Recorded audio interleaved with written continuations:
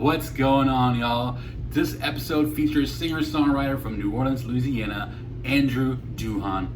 In his conversations, he's talking about his 10 years experience from touring all over the country and as well as touring in Europe, and strategies he's used to book more shows and get contacts for venues. Also, during the time of COVID-19, he's experimented with Facebook live streaming and with a Patreon page, and he's been very successful at it, and he shares some tips and tricks on how he's had success with Facebook Live and Patreon. So I hope you enjoy this conversation with the amazing Andrew Duhon. Live the life you love. Well, we know each other for a long time. When we first bumped into each other at the basement at a showcase in Nashville, which is really cool. And it's crazy how many times we crossed paths throughout our journey. That's right. When we met, you were in Florida, right? I was in Florida, yeah. I was at the Plaza. And then you moved to New Orleans. I moved to New Orleans, which is amazing, yeah. Yeah.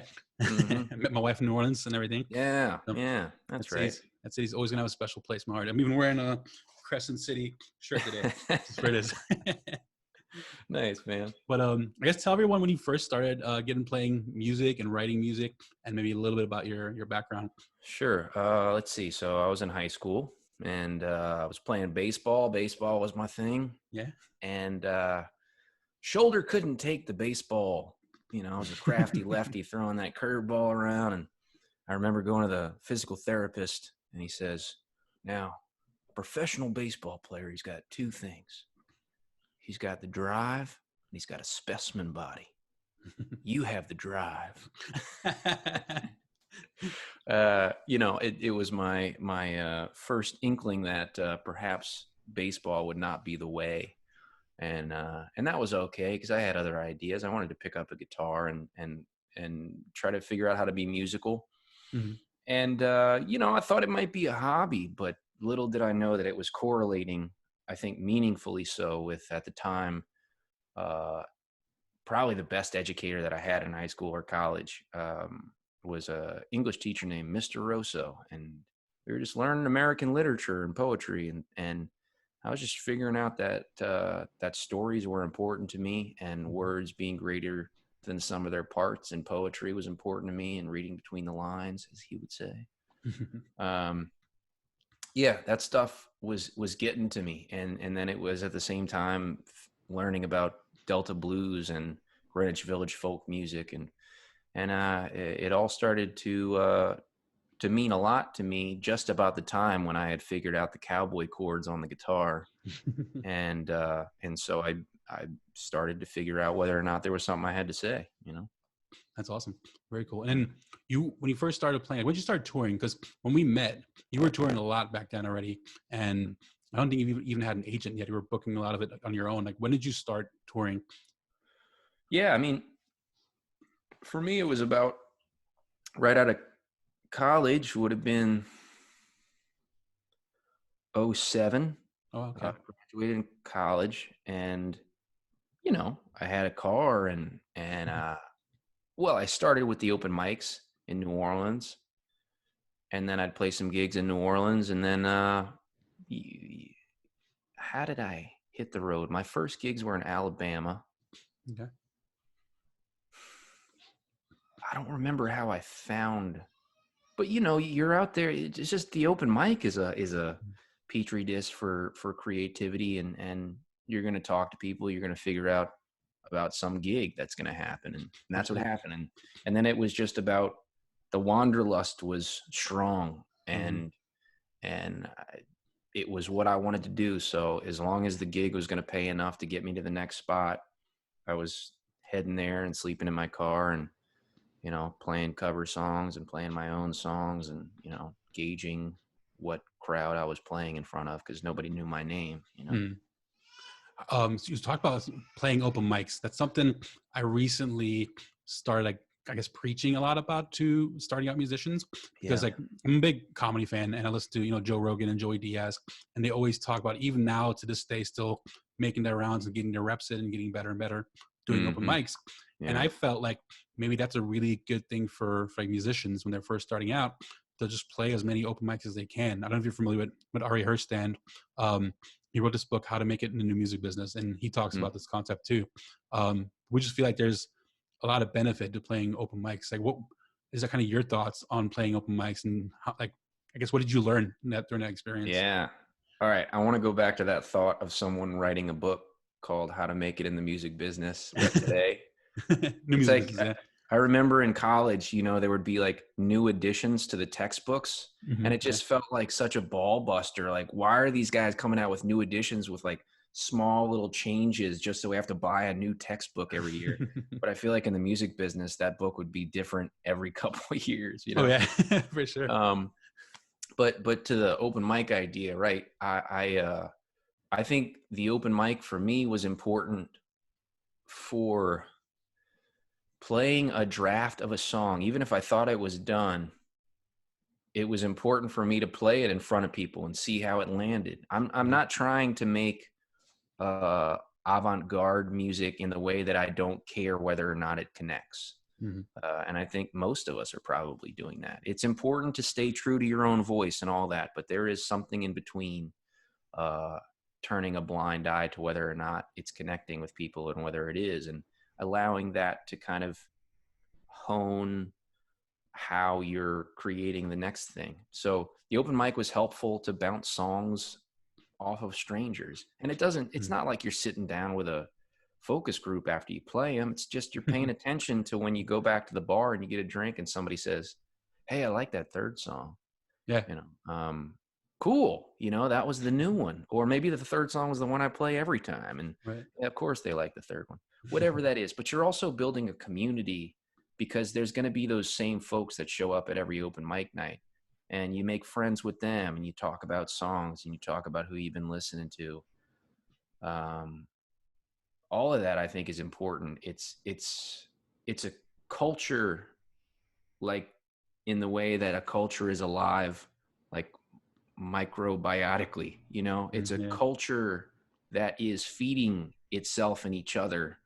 And it's so much more alive than just bouncing songs around your bedroom in your own mind, and I can't tell you how many times it feels like, a couple of beers and someone else singing a song is the perfect way to get you to think of, they were talking about this story, but I was thinking they might be going this way and they didn't. That means you can go that way with your own idea and your own story.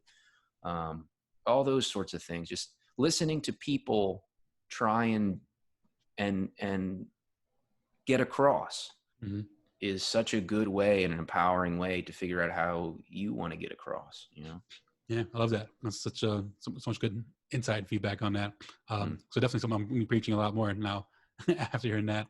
When it comes to touring, I guess, what was your kind of approach to booking shows? Because from what I remember, you played a lot. Like, how often did you play when you first, I guess, the first couple of years when you started touring and doing it on your own?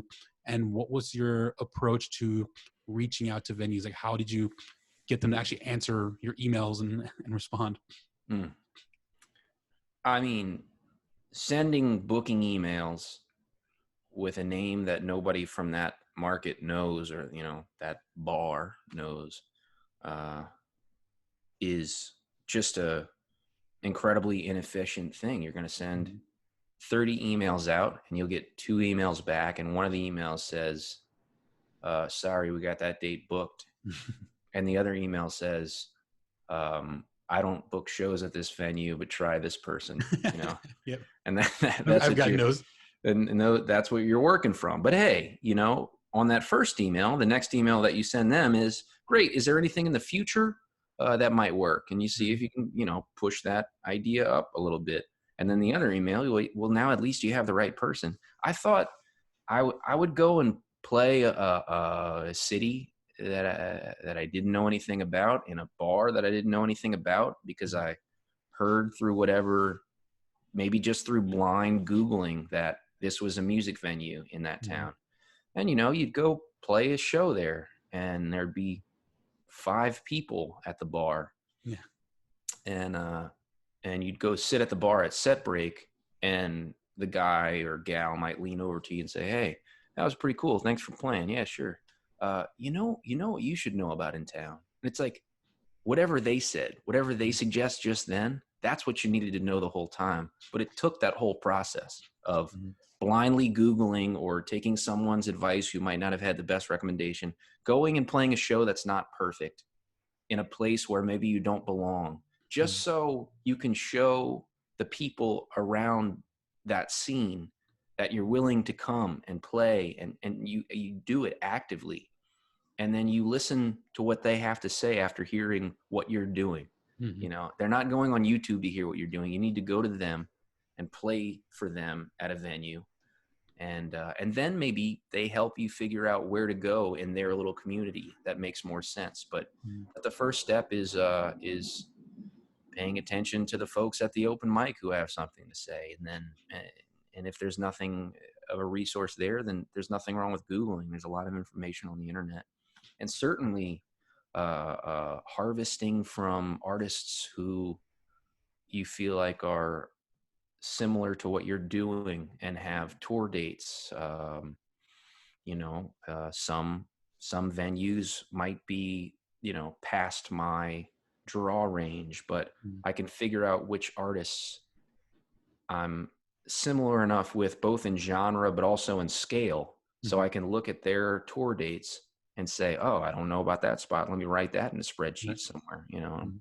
not much of a spreadsheet guy, but that's the way to do it if you are. Yeah, stay organized, right? So there's Yeah. 3 different scenarios now. Like one when we met, second one in open mics, and then third, like just playing in a bar in front of 5 people, where you basically walked up to strangers and started talking to them, which I feel like is such an important part, right? Especially when you're playing for the first time in town, or there's also been so many scenarios where I've seen someone on tour, maybe a few dates opening for someone, but not come out into the audience, and then it would come back a few months later and headline a show in a club and not really sell many tickets. So it seems like there's a lot of benefit to actually going around after your performance and talking to the people. You know? Yeah, well, I will say that I consider myself introverted more or less Mhm. among strangers. I was always touring by Yeah. myself, and when I say I went out after, like in that scenario of playing in front of 5 to 8 people, which happened countless times, and Mhm. then going to the bar. I'm just going to the bar to get a drink and sit in proximity with these strangers, and Right. they're going to talk to me. That's just, I mean, if you've got the charisma to talk to strangers after playing them songs, I feel like it's a naked place to be after playing a set for people who don't know you. You just gave them what you've been honing, what you've been working on for years, and now you got to have charisma too. I don't know. I didn't feel like that was the necessary step. Just going to the bar and sitting down, giving them a nod and toasting them, that's fine. Mhm. But the next step happens because you opened yourself up by playing your music. Mhm. I think Mhm. more often than not, that's what I found. Yeah, totally agree. Is people are okay talking to you because you opened up first by sitting in the corner and being brave enough to play your songs. What was your question there? Now you can kind of answer it. Just I wasn't really asking you a question, just making more of a comment, keeping it Okay. conversational, just by going out Yeah. and Oh, after a set. and then that other thing about, what if it's a bigger show where you're opening up for a Yeah. band, and that's easy. Then your merch is out and back, and you let them Right. know that you're going to go, stand by the merch and help them out with that stuff. That's an easy meet and greet where you don't have to call it a meet and greet, because Right. maybe that feels weird. It feels weird to me. I love it. Knowing what you know today, so if a musician were to ask you advice on playing outside their hometown, like when would you say is a good time to start playing outside your hometown? And like how far out would you go? Like would you immediately just book a tour for a few weeks, or would you be more strategic these days, knowing what you know? Well, it depends on the market, I would think. Mm-hmm. Where you're playing and what you're playing. All right, let me take myself as an example. I'm living in New Orleans, great music town. You can play some gigs here for a good long while. Um, Now, if I was a brass band or a jazz band, I might not have to leave, but for a month or two a year, and be Right. just fine and healthy. But let's say you're a songwriter in a town not necessarily known for a music market, or maybe there's 3 or 4 venues in town, and I think you play those venues Maybe you're just starting out, so you can play them once a month, or maybe there's a regular gig you got once a week or more. I think it's not really a question of when you go out. It's about knowing that building is going to be about going out and starting to plant your seed in different markets and not going back. Don't bother it until it's been a couple months. Then you go back and you check your seed by planting another one, so to speak. And I think that should happen when you have something you can sell, a record, some material that you can. That's felt like a lost soldier to me so many times when there might be, maybe there was an opener or somebody I was playing with on a bill, and they'd play a great set, and then they wouldn't have music to sell the audience. And I know that's an ever-changing thing. What do you sell these days? CDs are going away, and vinyl's expensive. Even if you just have tracks online people can listen to, it's important because and if you have tracks online, you should find some way to monetize that as physical merch, because people who enjoy a set want a souvenir, because they truly don't know. If they're seeing you the first time, they truly don't know if they're going to see you again. Right. And they want a way to support you. They want a way to remember that evening. One or the other or both. And so it's giving them an opportunity to take you with them and pop you in their car, hopefully, or on their phone, and be able to listen. And then hopefully that resonates. And next time you come through town, they're on fire to come see you again, that sort of stuff. Do you have any strategies or ways that you let people know that you're coming back into town? Do you have them maybe sign up for an email list, or do you have them subscribe to a certain social media feed? What is your kind of approach to letting people know you're coming back? I did do the email list for a good long while. That would be a piece of an element on the merch table. I haven't done that for a while because it feels like social media is sort of starting to eat that up. And I can let people know that bands in town, if they're not on Facebook, is a great place to just get an email alert when a band that you dig is coming back through town. So I tell people to follow me on bands in town. Certainly Facebook is a place where I can keep in touch. Instagram's fine. But I find that those platforms are helpful. But I'll tell you, after starting Patreon, I'm reminded that not everybody is on Facebook or Instagram. So I can be promoting this Patreon thing, knowing full well that there's an untapped market out there for people who would be interested in joining the Patreon and just don't know about it yet. Oh, hold on. You seem to be muted somehow. Wait a minute. Click if you want to switch to a different microphone. No, I don't. Can you hear me? Hold on. What's going on?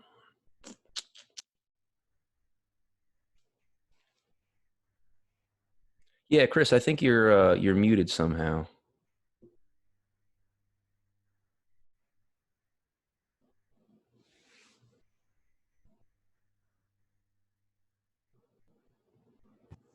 How's that?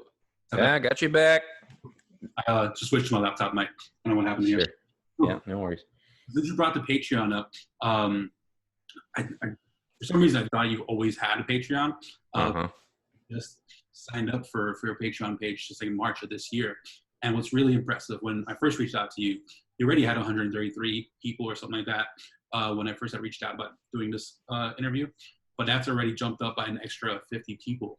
I guess tell me a little bit about your experience about having a Patreon page, what inspired it, and how'd you let people know that you now put up content on Patreon? All right. Well, as a creative who has the usual standard issue degree of self-doubt, I don't share everything that I'm creating or working on, because it wouldn't,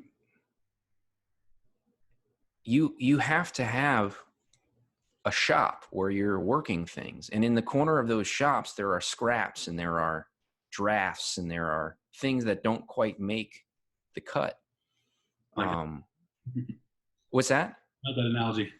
Yeah. Yeah. So, but it's not necessarily true. In your own subjective mind, there are things there. I remember Paul McCartney said something about paying attention to other people's, your collaborators' ideas when it comes to what you're working on. Stay true to you, but listen to your collaborators when they have things to say about, like, oh, that idea is not hitting me, but that one is much. And like, those are important things. It doesn't mean you throw away what you're feeling and someone's not. But anyway, there's plenty that I don't share to the general public. And so that's been a musing of mine for a while. What if there was a more intimate space where more active listeners who kind of get it and know what I'm doing want to hear more? So that feels natural to me. I'm glad for the opportunity at this point to share this stuff and play some covers, play some old songs that I used to play at the restaurants and bars. And share why I learned those songs. So in that way, the Patreon thing's been a natural pivot for me. It feels good to share more, and I've been encouraged because people are interacting to say, "Oh man, you got to record this song." Well, that was a song that like I had thrown in the wastebasket years ago, and will I record it? Man, probably not. But it's helpful to know that. It's encouraging to know that if that draft was interesting enough for them to want me to record it, well, then I want to keep sharing drafts with them. And that's just going to tell a more vivid story than what my subjective mind says about what these drafts are doing. And, I think people who are going to gravitate toward what an artist is doing or where that artist is going are going to love seeing incomplete stuff or stuff that doesn't make the cut. We love the deep cuts and the B-sides of the bands and the artists that we love. We don't need it to be pristine. We don't need it to be the best. We just want to hear what else they had to say. And so that's Patreon's a great place for that. And it doesn't feel like you're sullying your catalog by sharing everything. Not everything, but you get it. How often do you share content on Patreon? Man, 2 or 3 times a week lately. I just have time right now. And so, it's, I want to share 1 or 2 of these quarantine songs is what I'm calling, essentially new songs that I've been working on and want to share now that everything's changed. I want to share them as videos, and I'm sharing those to the public on Facebook and YouTube. But I want to share more than that. I want to share some covers. I want to share some songs that aren't necessarily front runners for the record, but that I feel like need a place somewhere. Mm-hmm. And so that's what Patreon's been useful for. And so I'm sitting in my room considering what I can share. There's been Q&As as well, did some journal entries, that sort of stuff. I noticed you also started doing Facebook Lives. Is that something you've always done, or is that also something new you've started doing? No. Yeah, that's another thing that would have felt contrived for me before this time, and now it feels completely honest and exactly what we need to be doing. And it's been encouraging in the way that people are thankful for having you in their living room in a time when not much else is going on. And so that tip jar thing that works. People are not tipping $5. They're tipping what a concert ticket costs. So that's great. How often do you do the Facebook Lives? I've tried to do, at least a week apart. I've done 3 of them now. The first one was with the trio because we had just gotten off the road, and whatever one of us had, we all had. So we did that one as a trio, and then since then I've done 2 solo, and I'm just leaving them on Facebook, for a rerun if anybody wants it. Right. What was also cool, what I saw, after you do those Facebook Lives, you do an encore on your. that one of the ways you drive traffic to Patreon? And what is Totally. Yeah.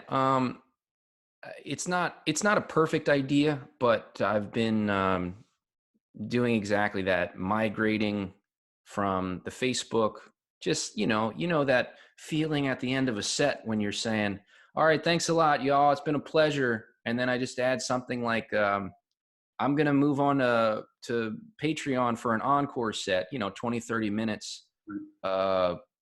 And this last one, I took a poll on Patreon to see if anybody wanted to see if they wanted to do a theme, right? So my options I gave them were requests only. If I just pick off of the comment list, one after the other, that'll be the set. And then it was covers only, songs that have been inspiring to me. And then it was sing-alongs only, like piano bar songs that I would never think to play otherwise. I thought it was going to be sing-alongs, honestly. But they were for the covers, the songs that were inspiring to me. So that's what we did. And I think I had 150% more people join that Patreon encore than the last one because we had cooked it up together, right? We had a poll and we decided what that Patreon encore was going to be. And it was going to be something different than the Facebook live stream.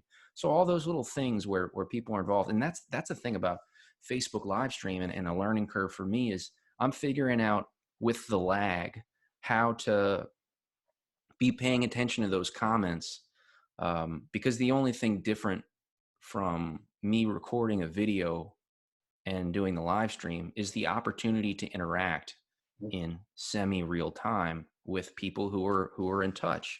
And so if I can just scroll down and say, oh, what's up, Petaluma? Oh yeah, here we go. Oh yeah, Scottsdale, Arizona, that's great. And then just telling some stories maybe, but I've got to figure out how to buy myself some more time because that lag is real. And so is that gear in your head that has been playing live shows for a while and is used to interaction, banter, laughs where you're doing okay, but instead you just got silence in your apartment and you're just staring at a phone screen or something. So you have to figure out how to talk your way down that comment list until you feel like you can engage. And I haven't nailed that yet, but that's kind of my focus. I feel like I'm getting decent audio through the right interfaces. The iPhone got a new enough one where it feels like the streaming's fine. I just need to figure out how to make it feel like we're connected, we're engaged right now. This is a live stream, So a couple questions on that. First one is, with you engaging with people on the live stream, do you feel like that makes a difference on maybe the virtual tip jar or getting people on Patreon as well? This last live stream a couple days ago, I didn't mention the tip jar once. I just didn't think about it. And I certainly did have less tips on that last show. So does engaging make for a more lucrative show? I don't know, but certainly mentioning the tip jar would make for a lucrative show. But I've I also I want that to feel honest too. I don't want to peddle my tip jar as much as I just want it to feel like a chance for us all to engage. And it's that way. I think that's something to pay attention to across the gamut. There are moments when you can try to take advantage of every single dollar and cent and really, try to run away with the bank, or you can make people feel good and you can make people feel appreciated. There's a balance there, but I think people want an ongoing relationship where they're not feeling like they're constantly being asked for money, but they always have a chance to give. And I think you'd make as much money and have more lasting fans by, not peddling when you don't have to.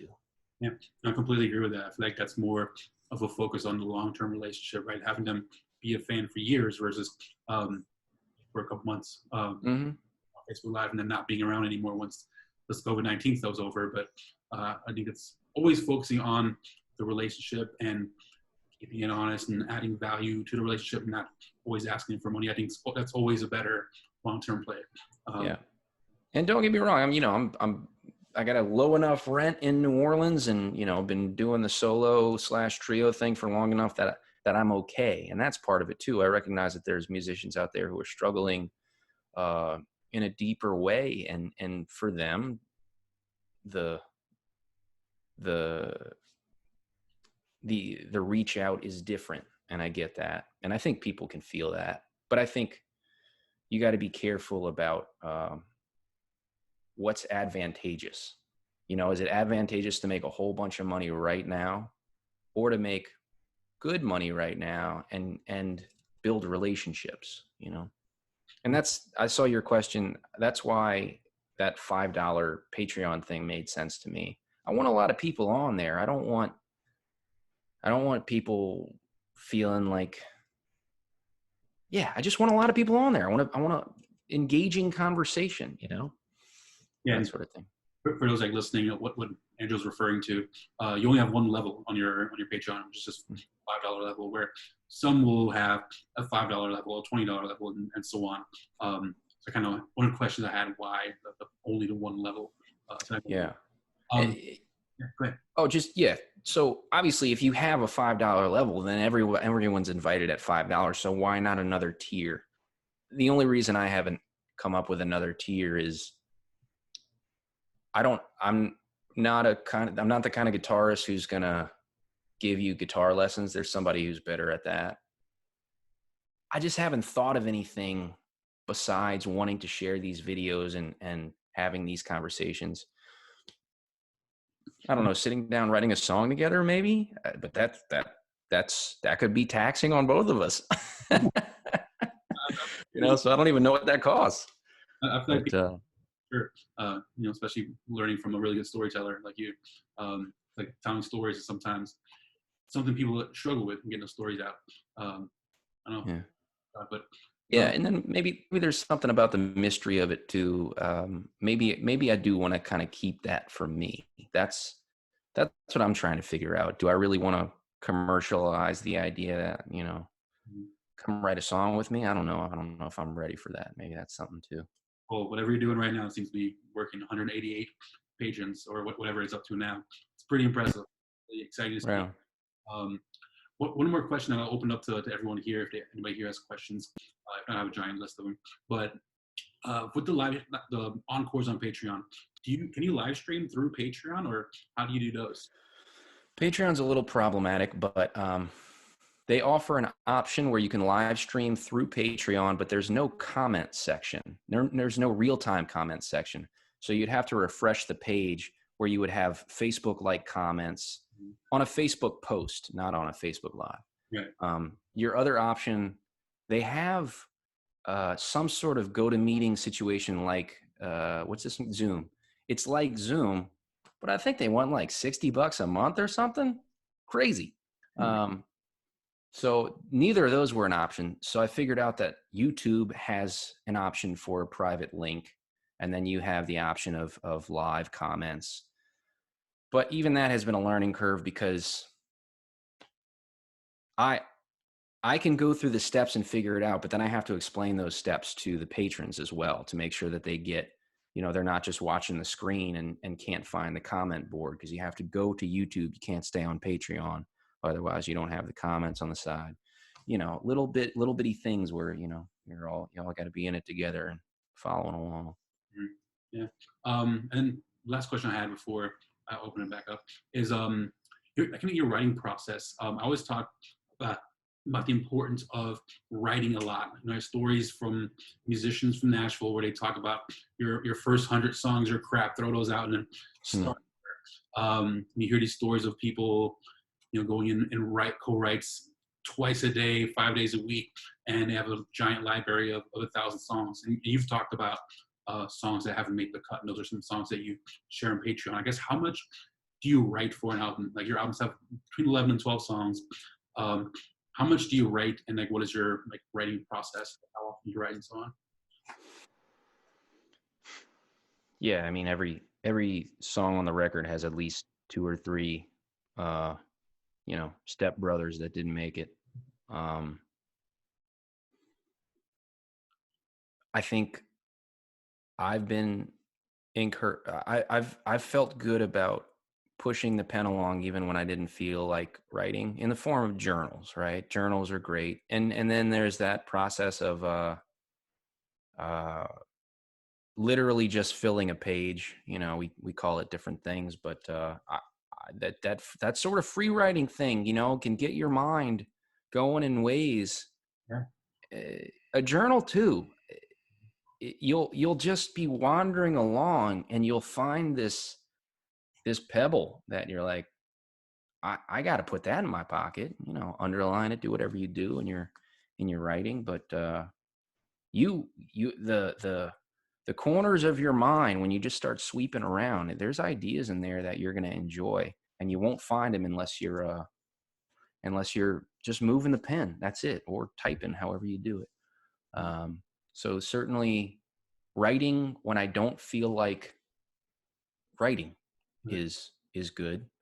And then writing songs that I know are not everything should feel like an effort to make a song on the record. Sometimes you're just working the muscle some other way.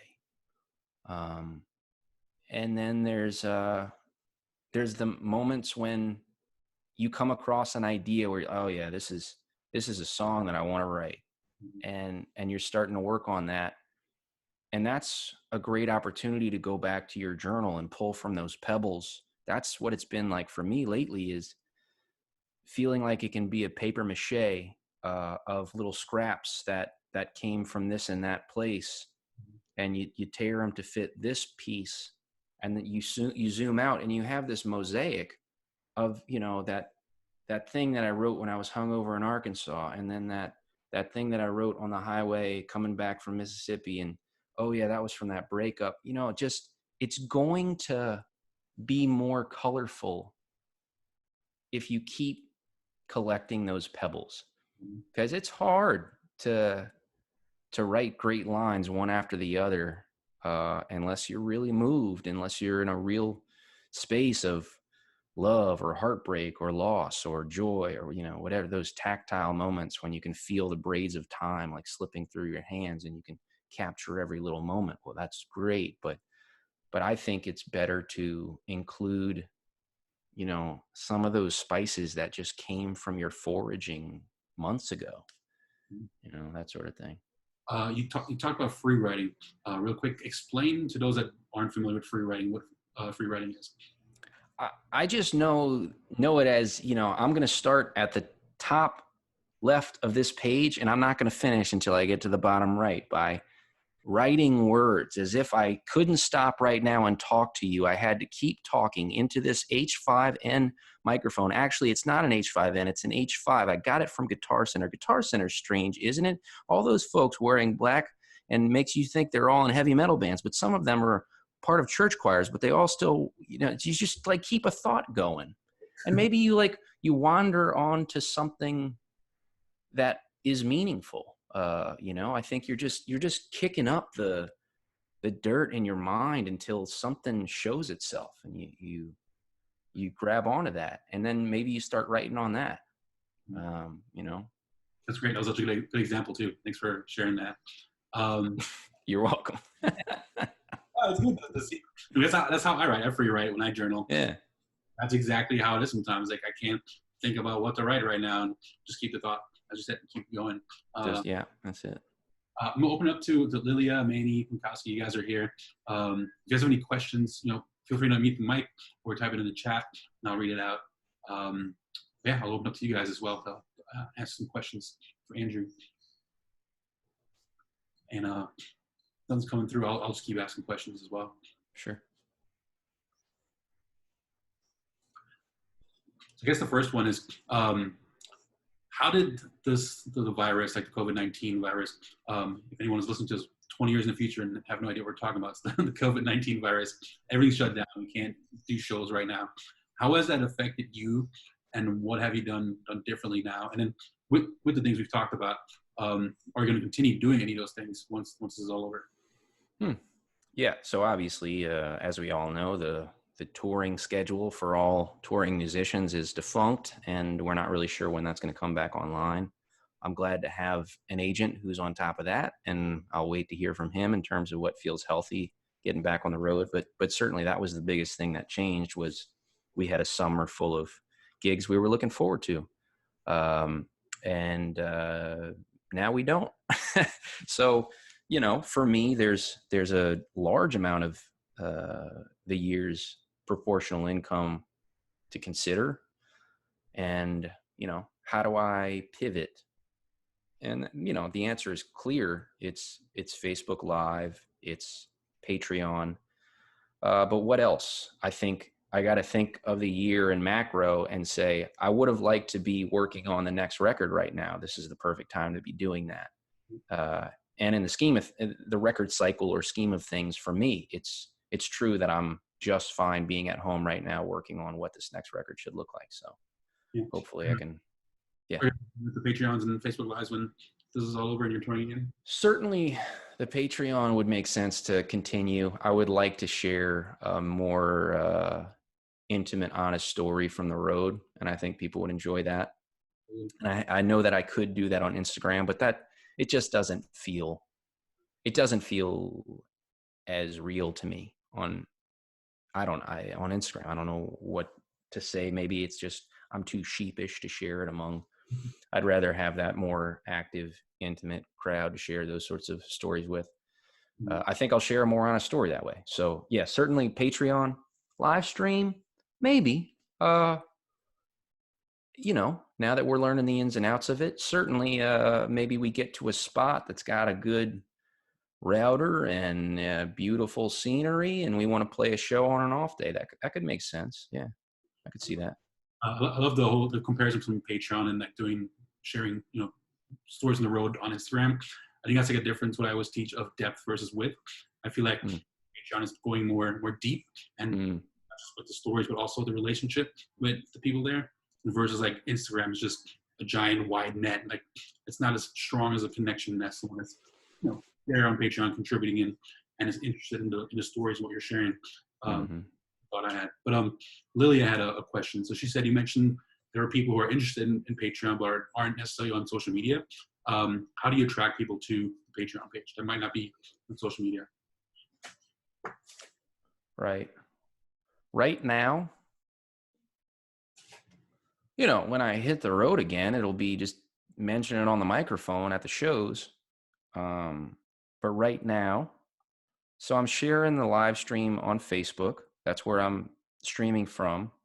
I do need to look into, embedding the code on my own website. I do have, the newsletter folks that I need to, and I have mentioned to the newsletter folks, that's been one way to let folks outside of social media know about it. But how else? It's a good question. Right now, I hope that word of mouth will get around, because a lot of these people who aren't interested are friends with someone else who has figured it out and is a fan as well. So hopefully that, but how else do we get to them? I think in any chance that I have, I'll do a radio thing or a podcast, right? That's what we have right now. We have these sorts of outlets where we need to make sure that we don't fail to mention the things that we're doing. And right now, the most important things we're doing are Facebook and Patreon. Right. And on platforms like this, where you might be talking to those complete rookies to Patreon, you explain exactly what it is and make sure they know where to find it. Exactly. And then next question from Manny. He says, "Hi Andrew, you talked about using open mics to test new material. How are you testing new songs now that live shows at venues are not an option?" Yeah, good question, Manny. Actually, I intend to restart the open mic that I used to go to one of these days once I, settle into a place and also am able to go to a public venue. I want to get the Carrollton Station open mic night started. Part of it is because I think it's an important tool for folks who are just starting the craft. It's also important for me. I want to test new material at the open mic again, So how do I do it now? Bandmates are pivotal. I share songs with the people that I've been playing music for a good long while. I share those songs with them. Now Patreon has become a way for me to share new songs and kind of gauge how people are feeling about those songs there. And those are the primary outlets, bandmates and now Patreon. But certainly not every gig is created equal. There are some gigs that are just, they feel more comfortable and you've played that place 20 times or 5 times, whatever. You have a clientele that's familiar with your stuff. That's where you play a new song. And play 2 of them. So they can say, I liked that one better. Or they can just say, that was my favorite. Or you play one new song and no one says anything. Well, you can take a hint that it wasn't their favorite. Right. But when people hear a new song and they really like it, they want to let you know about it. So I think paying attention to what people are saying after a set when you do play a new song, and let them know it's a new song. Yeah. Let me know what you think about this one. That sort of thing. Perfectly healthy way to try out new material. And it's probably going to work better in an audience that you've played for a few times, so they know the gist and know where you're coming from. Love that. But open mics are great, man. Mm-hmm. Totally agree. I love those ideas of sharing 2 new songs in front of an audience you've played in front of a few times. Or that's such good advice too, like just waiting to hear if you even get any feedback at all on the songs, because that's kind of a great way to gauge and test the market, test the songs, see what's working. Right. Another question from Manny: could this global quarantine be a chance for you to build fan bases internationally and tour in the future? It's a good question, because you actually even tour in the UK right now. But I guess answer that question, and maybe as a part 2 to that one, talk a little about that experience in playing in the UK. Cool. Yeah. Okay. So that's the reach that we have via the internet right now is global. But the algorithm is such that because I've played in Alabama and Texas and Nashville and New York and LA, like these are the little spots that through the algorithm are where I'm being seen. Although the internet is global, this is where socials are deeming me visible. There's an opportunity, and because I've traveled to the UK and there are some advocates there that are watching and sharing, sure, it's happening there too. Certainly there could be a strategy where you literally find a promoter or an advocate in one of those other markets and just start pumping them with new material. That could be a thing. That could be a strategy.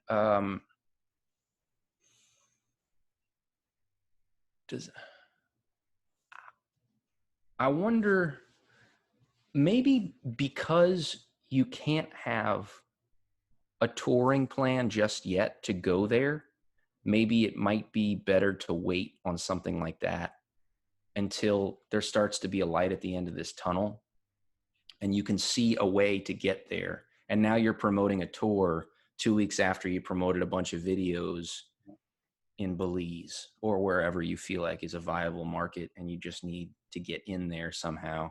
And so how do you do that? Let's talk about, I don't know what's familiar with both of us, but let's talk about New Orleans.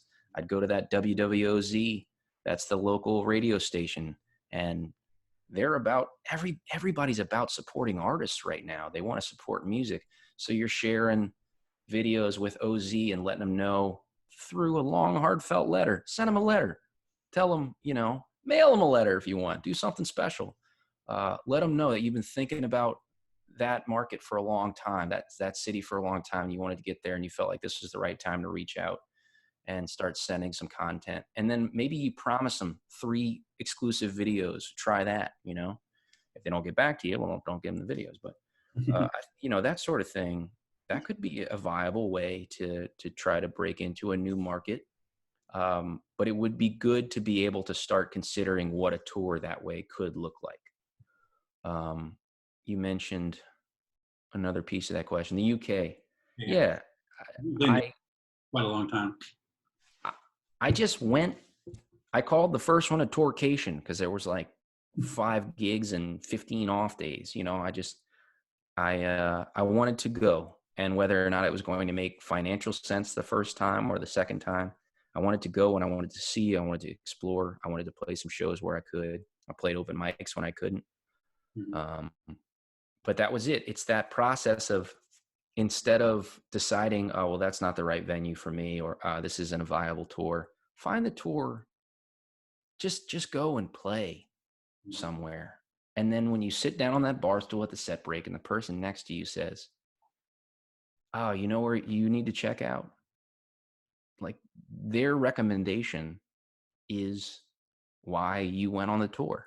And Right. it's what's going to make the next tour better and the one after that, until you're building into something that feels like, oh, well, now we have a fully comprehensive, this feels like a real tour now.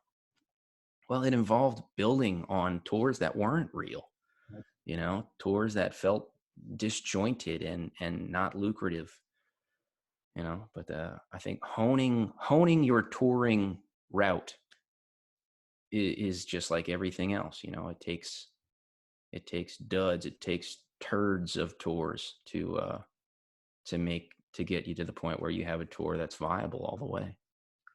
I love the idea of a tourcation. That's a Yeah. I mean, uh, hopefully it's inspiring. yeah. This question's from Punkowski. He says, "Hi Andrew, thanks for the great advice and stories. If you were to put out the same content as you do on Patreon for free instead, do you think as many people would tune in and be invested in it?" And then there's a part two. Or do you think making it a paid experience actually attracts more people to it and makes it a stronger community? Hmm. I think I've chosen to share these quarantine songs, which to me are the stronger ones in the batch, as a public thing. And that's been a choice because I I believe that this is a step along the way to promoting the next record. You know, um, a bunch of these songs are going to make the next record, and I want people to have heard this batch of quarantine songs, um, to be a part of the story that I'm telling. If I kept those all exclusive, that wouldn't be the same promotional tool.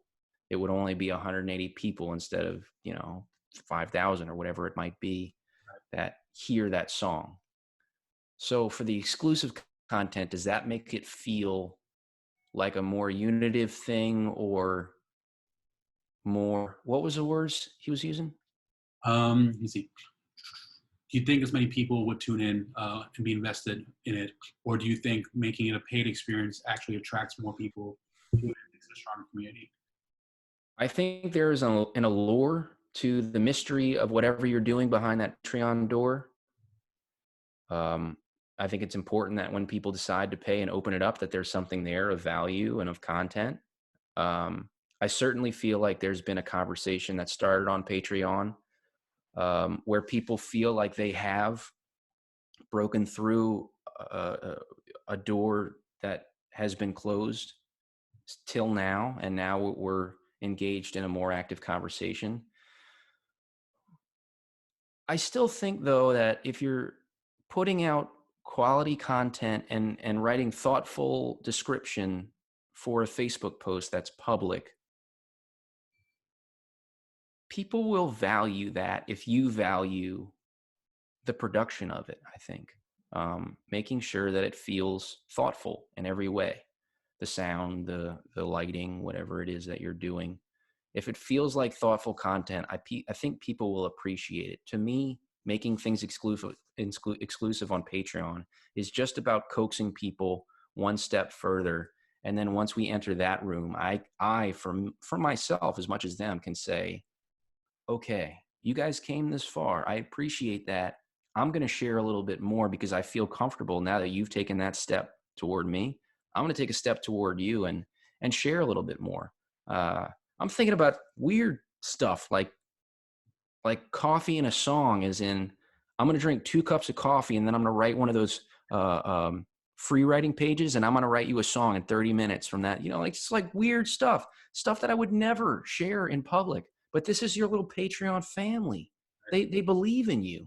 They want you to try this weird stuff. They want you to tell that story. So, stuff like that. Love it. Does anybody else here have any other questions?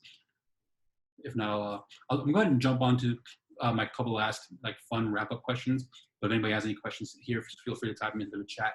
But first one is, what is the first concert you've ever been to, or your first memorable concert experience?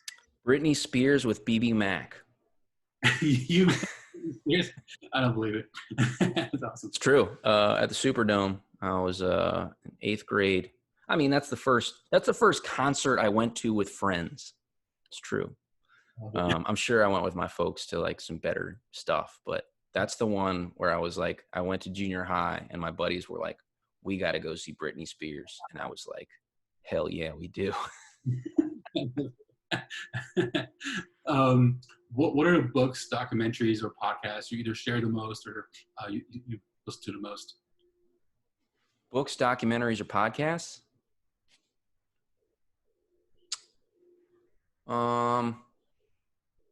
The one that comes to mind, there's this book, Many Lives, Many Masters, comes to mind, just not because I share it the most, just because I shared it most recently. It's about a hypnotherapist who seems to coax out several different past lives from a subject of his, a patient of his. That was interesting in thinking about what your own past lives might be, what good creative content to write about. Man, there's just so many podcasts and books. Yeah. I really like Charles Portis. He wrote Pure Grit is the one we all know, but he also wrote Dog of the South is great, and can't remember the name of the other one. There's just so many writers and whatnot. Yeah, I'll keep thinking on that. But what is something you're currently really into or interested in? This could be an app, a TV show, an artist, an exercise, whatever. It doesn't have to be. I'm doing yoga with Adrian right now. That's on YouTube, free, 30 days, home. I'm on day 27 right now, y'all. I've taken 2 Sundays off, but that's it. But I'm feeling great. I'm feeling limber. It's weird because it's only like 25 minutes. Yeah. And I knew I needed to get in some yoga for some posterior muscle symmetry, to not have weird back pain later. And this has been great, but it's hardly strenuous. Well, I mean, it's strenuous in the right ways. So that's been good. I'm glad I'm getting into like baby steps of yoga. I think yoga could be good for me. What else am I doing? I tune into podcasts when I love cooking, man. I have been beating up some cooking. Got my sourdough starter, just starting to bubble, starting to look a little more active. So far, I've only been able to make pizza crust out of it, but I think I'm getting closer to something more active to resemble a loaf. We'll see about that. Yeah, that's been my world. Yoga in the morning, podcasts, music, working on songs, drinking too much whiskey, Love it. What's the first? So New Orleans is known for its food. Since speaking about cooking, a lot of amazing, great restaurants. Where is the first spot you plan on hitting up once this is all over? Yeah. I mean, my local bar is Finn McCool's, and it's like everybody knows your name sort of spot. So that's that'll be on the list.